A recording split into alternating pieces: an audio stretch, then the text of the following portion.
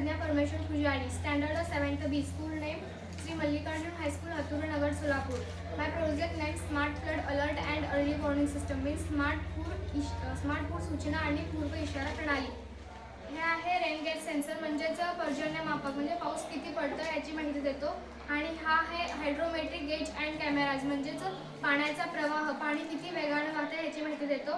आणि हा आहे वॉटर लेवल सेन्सर म्हणजेच पाणी किती आहे याची माहिती देतो. ह्या तिन्हीची माहिती रेडिओ लिंक्सद्वारे सेंट्रल स्टेशनला जाते आणि हा सेंट्रल स्टेशन अलर्ट करतो आणि जनतेला पाठवतो.